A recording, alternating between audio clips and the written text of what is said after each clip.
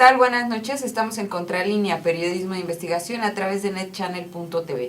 El día de hoy vamos a hablar sobre el crimen organizado y los millones de dólares que lavan a través de mecanismos financieros en el país. Y para hablar del tema nos acompaña Sósimo Camacho, que es coordinador de información de la revista Contralínea. Buenas noches, Sósimo. ¿Qué tal? Buenas noches al auditorio. Sósimo, el 8 de diciembre de 2006, hace poco más de 10 años, el presidente entonces Felipe Calderón lanzó una llamada guerra contra el narcotráfico, contra la delincuencia organizada, y para ello sacó al ejército, pero haciendo distintos balances y de acuerdo con distintos textos que tú has elaborado, podemos ver que esta guerra contra el narcotráfico y la delincuencia organizada en realidad no ha sido funcional o no ha tenido el éxito que aparentaba ese llamado al ejército y a las autoridades del país para que la llevaran a cabo. ¿Qué nos puedes comentar al respecto? Bueno, en primer lugar, que es una guerra que en Contralínea hemos documentado prácticamente desde que empezó esta política, que es una guerra fingida, es una guerra que no ha existido. Eso no quiere decir que no hayan sacado a los militares a las calles a combatir a distintos cárteles del narcotráfico, pero sin que en realidad la intención fuera acabar con el trasiego de drogas en México. En Contralínea, como comentaba, se ha documentado al respecto con datos duros, con cifras, acerca de que, bueno, antes de la supuesta guerra contra el narcotráfico, las autoridades mexicanas confiscaban mayor número de drogas, también erradicaban mayor número de hectáreas de cultivos ilícitos, y en términos generales, vamos a decirlo, tenían mayor éxito, ¿no? Entonces, ¿cómo es posible que después de que se declara una supuesta guerra contra el narcotráfico, todo va para mal, todo empeora? Los cárteles del narcotráfico en México se consolidan como los más poderosos del mundo. Su capacidad de fuego se incrementa exponencialmente. Entonces, en realidad no ha sido una guerra contra el narcotráfico, y eso lo podemos también ver en el texto, digamos, más reciente al respecto que he publicado en la revista Contralínea, y que tiene que ver con los 150,000 millones de dólares que de manera anual el crimen organizado lava en México. ¿Cuáles son los mecanismos que utilizan estas células delictivas para poder hacer este blanqueo de capitales? Primero tendremos que empezar a señalar que no nada más es el narcotráfico el único de las actividades o la única de las actividades ilícitas del crimen organizado. Son prácticamente 11 delitos de alto impacto que generan recursos al crimen organizado por estos 150,000 millones de dólares. En México, por supuesto, en primer lugar es el narcotráfico, pero también existe la piratería, la falsificación de productos, el trasiego de maderas preciosas y la tala de maderas preciosas, el tráfico de órganos, la trata de personas. Son todos estos delitos de alto impacto que abonan a la riqueza de estos cárteles, sí, de la droga, porque generalmente, en México también, generalmente los mismos que trasiegan con drogas, también trasiegan con armas, por ejemplo, y están involucrados en los otros delitos: el tráfico de maderas, el tráfico de órganos, el tráfico de personas, la extorsión, el secuestro. Son como grandes empresas que tienen esta ramificación de actividades ilegales y que podemos ver, por ejemplo, en la tala ilegal también se asocia con la minería ilegal y la explotación de algunos espacios de manera ilegal, y bueno, esto también conlleva a otras actividades como lo has mencionado. En efecto, es parte de la diversificación que ellos le han llamado de estos negocios, donde también existe en México el robo de combustible y también, como dices, la minería ilegal. De hecho, los cárteles mexicanos han estado intercambiando con sus contrapartes chinas, con la mafia china, minerales extraídos ilegalmente en México a cambio de precursores químicos para hacer drogas sintéticas en México. Porque por otra parte tendremos que considerar que son 4 principales drogas las que se trasiegan por México y que controlan los cárteles mexicanos: la cocaína, la heroína, las metanfetaminas y la marihuana. Entonces, estos son las principales drogas que se trasiegan por México rumbo a Estados Unidos y también a Europa a África, a Oceanía, prácticamente, y a Asia. Prácticamente los cárteles mexicanos han tenido la capacidad, primero, de controlar prácticamente toda la cadena productiva en el continente americano, y luego de intervenir en los procesos también de distribución y de producción en otros continentes. Pero sobre tu pregunta original que me comentabas, ¿cómo le hacen para incorporar este dinero ilícito al mercado legal? Pues digo, hay varias formas, varias etapas. La primera que le llaman es el mercado negro. Del mercado negro lo trasladan al mercado gris y finalmente al mercado blanco. Es decir, primero, de ser negocios totalmente ilícitos, los invierten en negocios, digamos, que son lícitos, y que ahí empieza el blanqueo de capitales, y esos negocios que ya son lícitos a su vez se invierten en otros donde también ya son totalmente lícitos, y entonces se pierde ahí el rastro del dinero, ¿no? Pero bueno, también tendríamos que señalar algo. No es que realmente los cárteles de la droga sean tan inteligentes y sean realmente tan duchos para ocultar el dinero. Lo cierto es que en México tampoco hay, y en el mundo tampoco hay una política, una voluntad política real, contundente, para erradicar el lavado de dinero. Y eso también lo podemos ver frente a los escasos números de personas detenidas precisamente por lavar dinero. Porque nosotros escuchamos todo el tiempo que ahora detuvieron al líder del cártel de los Zetas, que a otro del Sinaloa, que a otro del Golfo, ¿no? Que a otro de los Beltrán Leiva, que a otro de los Caballeros Templarios, por decirles los 5 más importantes actualmente en el país, junto con el cártel de Jalisco Nueva Generación. Pero siempre detienen a supuestos líderes de plazas, pero nunca detienen a quienes están detrás de las cuestiones financieras. No vemos cómo funcionan los circuitos financieros que ellos manejan. Y bueno, en tu reportaje hablas de que desde se hacen facturas apócrifas y cómo se va haciendo la cadena de blanqueo hasta llegar o entrar a estas empresas bancarias, a los circuitos financieros, para que pues se blanquee totalmente este dinero que proviene de actividades delictivas. Vamos a hacer un corte y regresamos para seguir hablando con Sósimo Camacho de este tema. Pues la importancia es grande, digamos, pero el problema es que pensada solamente aislada, digamos, como una parte aislada, pues no resuelve el problema.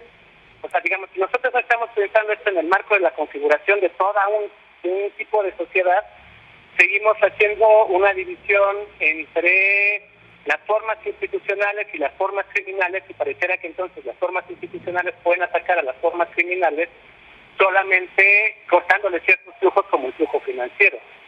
O sea, si hubiera una separación clara entre las formas institucionales y las formas criminales, atacar el bloque financiero sería muy importante. Pero como no hay esa división, es decir, como no hay una división clara entre las formas institucionales y las formas criminales, no es suficiente el atacar al bloque financiero, o lo que se conoce como toda la estructura del lavado de dinero.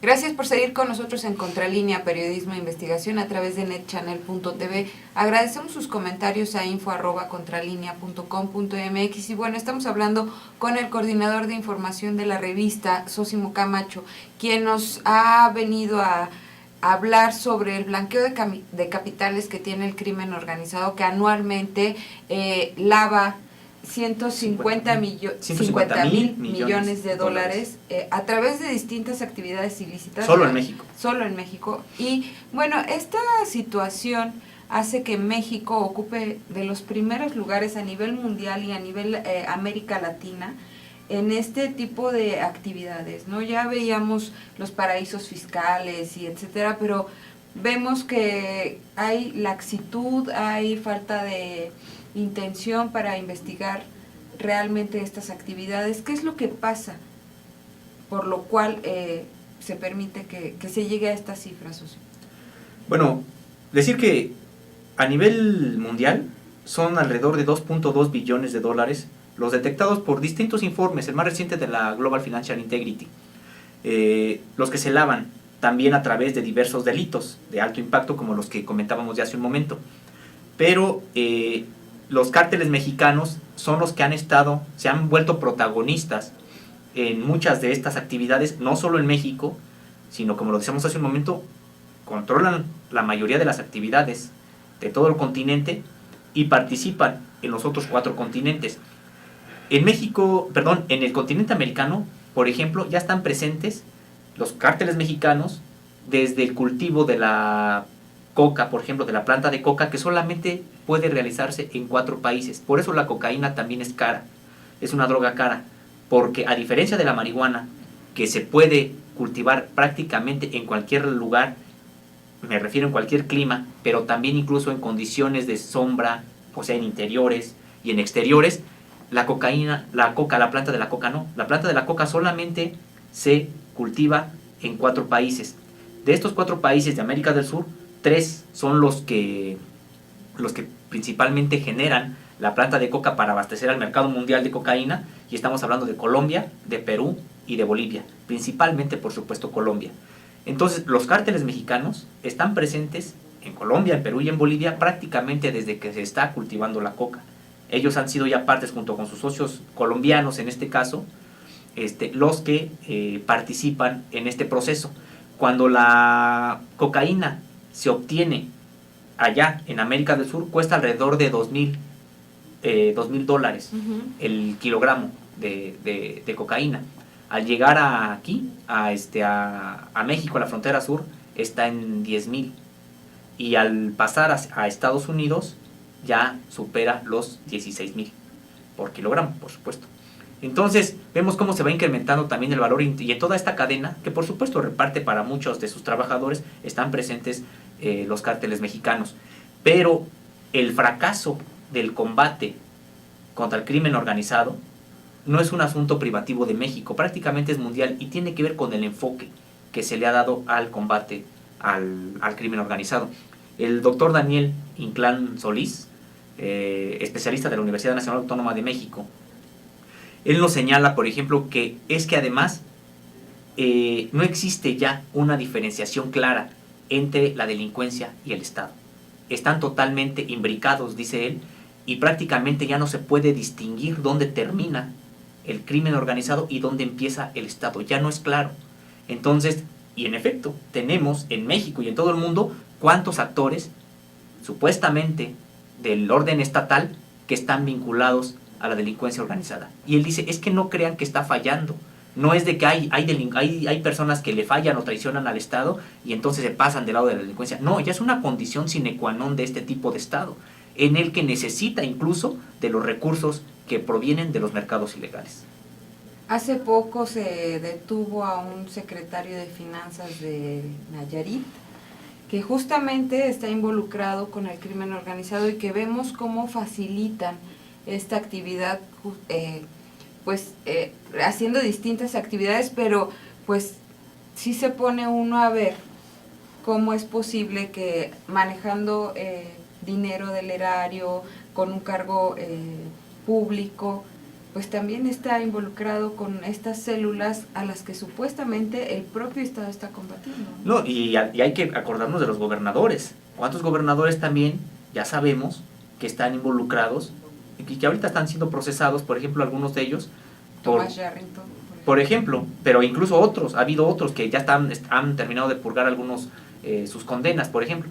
Pero eso nos habla de que no es un hecho aislado, sino el propio Estado está ya totalmente imbricado del asunto de la delincuencia organizada. Ya no es un asunto de decir, como dice el investigador, ya es un asunto de ellos y nosotros. Prácticamente no se sabe en dónde empieza uno y dónde termina el otro. Y no nada más, por supuesto, es privativo de México. Es una crisis del propio Estado que existe a nivel mundial. Entonces, dicen, no es de que no tengan, o sea, no es de que no sean exitosos. No es de que no sea exitoso el combate al narcotráfico. Más bien, pues es una manera de lidiar con un fenómeno, de administrarlo, pero ni de combatirlo realmente, ni mucho menos de terminarlo. Y es una política que también tendríamos que recordarlo, tampoco la inventó este país. la manera de enfrentar el narcotráfico, de hacerle frente a este problema, primero es agrandándolo, creándolo, y después es supuestamente combatiéndolo, y es una política que inició en Estados Unidos y que ahorita ya ha permeado prácticamente a todo el mundo. Y que tiene que ver con el poder, con el dinero que permanece en estas empresas que ya han traspasado fronteras, que ya son empresas transnacionales de manera ilegal. Vamos a seguir hablando de este tema con Zósimo Camacho. Después de un corte, regresamos. Mira, esa cifra yo la escuché o la leí ya hace varios años. No puede ser que no haya evolucionado en el curso del tiempo. Así es de que me parece que esa cifra expresa precisamente la dificultad de tratar de cuantificar ese tipo de procesos, de lo que en España, en Europa en general se llama la economía sumergida o economía criminal. Es muy complicado porque pues obviamente se trata de transacciones ilícitas a las cuales pues no se tiene acceso, como tú dices, confiable para poder generar cuantificaciones más o menos aceptables. Por esa razón, precisamente, cuando yo escribí mi libro, me referí en el prólogo a que iba a intentar hacer un análisis más bien de carácter cualitativo, conceptual, histórico, en fin, porque cuantitativamente es muy complicado encontrar datos, desde luego, confiables. Podemos verlos como una aproximación, como datos tentativamente correctos, pero no hay una confiabilidad muy grande ni siquiera en las cifras que a veces emiten algunos organismos como la Oficina de Naciones Unidas contra el crimen organizado, en fin. Por ejemplo, en España una vez le encargaron a un grupo de académicos de la Universidad Carlos III que efectuara un análisis de qué parte del Producto Interno Bruto de España estaba criminalizado, es decir, podía obedecer a flujos económicos provenientes de la economía criminal. Este análisis, por ejemplo, arrojó que cerca del 25% del Producto Interno Bruto de España provenía de flujos criminales. Ellos, sin saber qué metodología emplearon, Zósimo, está muy complicado generar una certeza alrededor de esos datos, ¿no? Porque tú sabes que tiene mucho que ver la metodología que se utilice para efectuar los cálculos. Entonces, sí tenemos, los que nos interesa investigar eso, tenemos ahí un problema muy grave porque los datos regularmente no son muy confiables. Yo te decía que hace varios años escuché ese dato de 2.2. Yo leí otro muy parecido, decía entre 2.5 y 4.0 miles de millones de dólares. Es lo que se estima existe en el PIB mundial relacionado con flujos criminales de procesos económicos.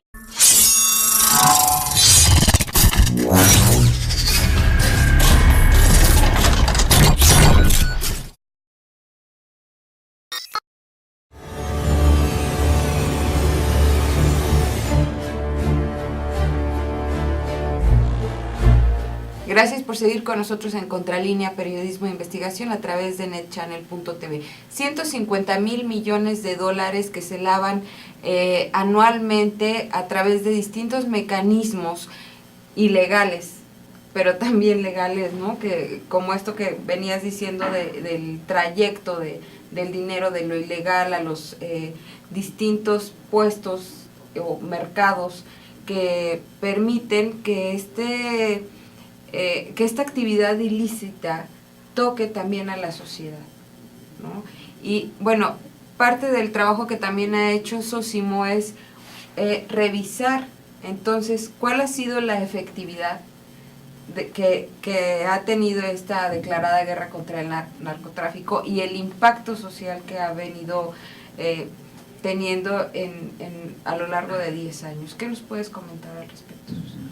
Pues que más allá de las supuestas detenciones de objetivos clave que señala el gobierno, más allá de toda esta parafernalia de decenas de miles de efectivos policíacos y militares patrullando las calles de todo el país, más allá de todo eso, vemos que la guerra contra el narcotráfico no es real precisamente al asomarnos a las finanzas, al asomarnos a que prácticamente no se ha reducido en nada la capacidad de lavado que tiene el crimen organizado en México y que lejos de reducirse se ha venido incrementando en los últimos años.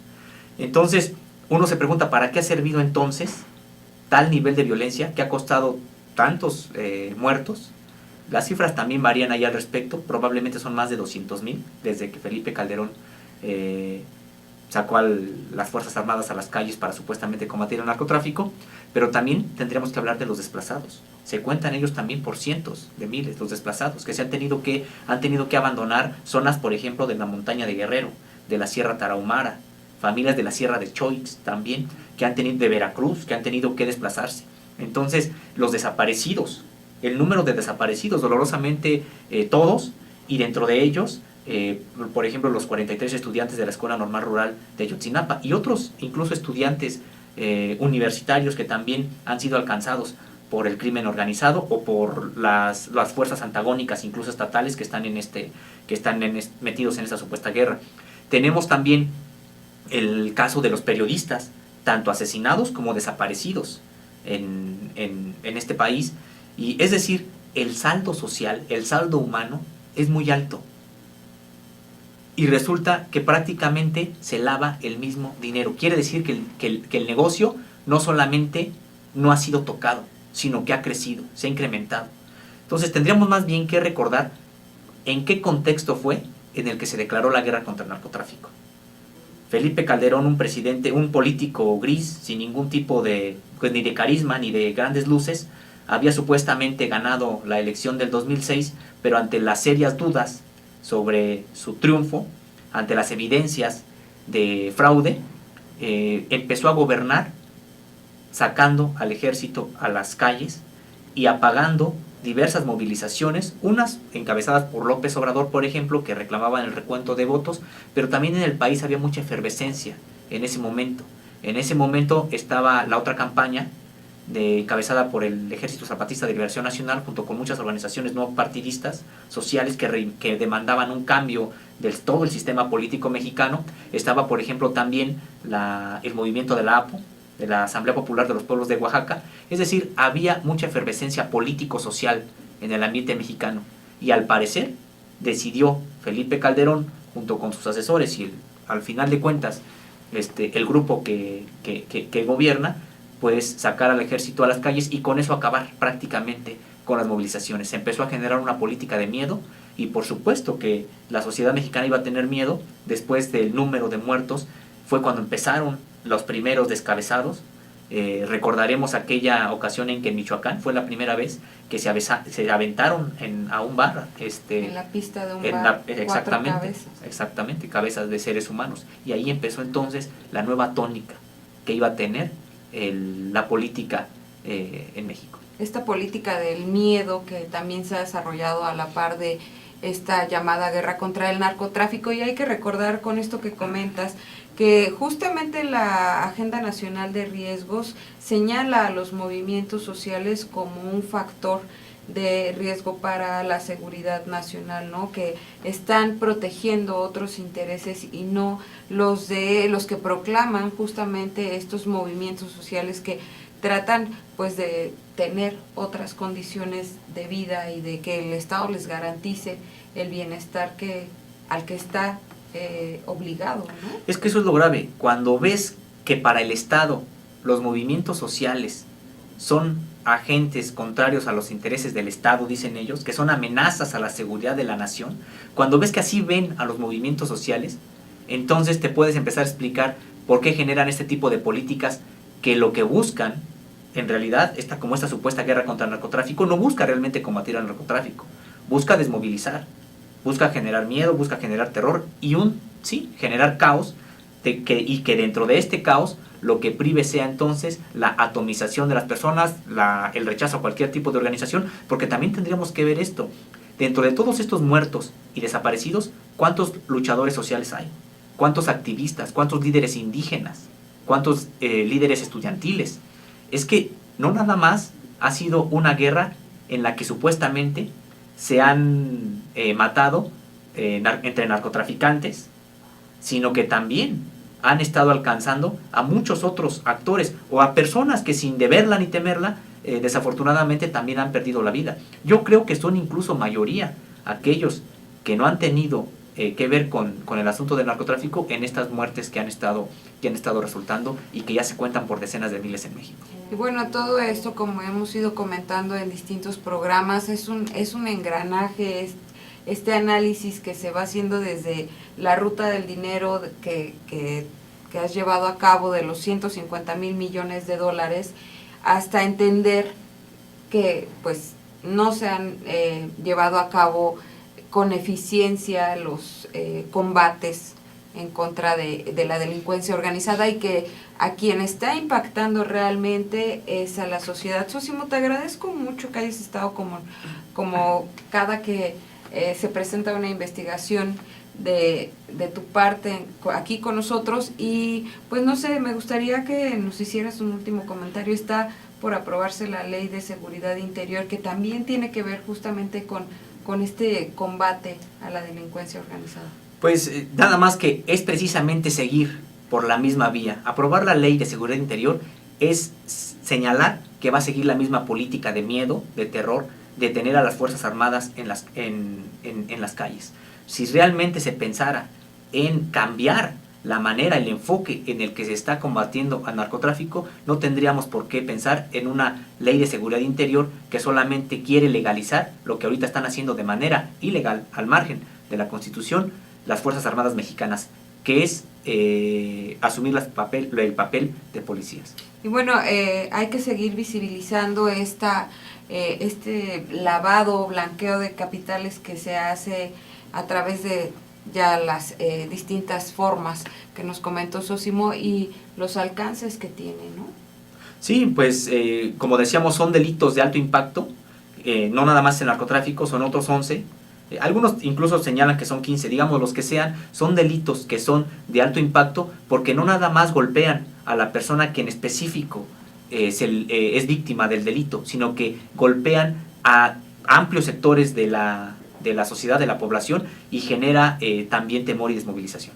Bueno, pues muchísimas gracias nuevamente, y muchas gracias a usted que como cada 8 días se pone en línea con nosotros. Nos vemos el próximo martes a las 8 de la noche. Hasta luego.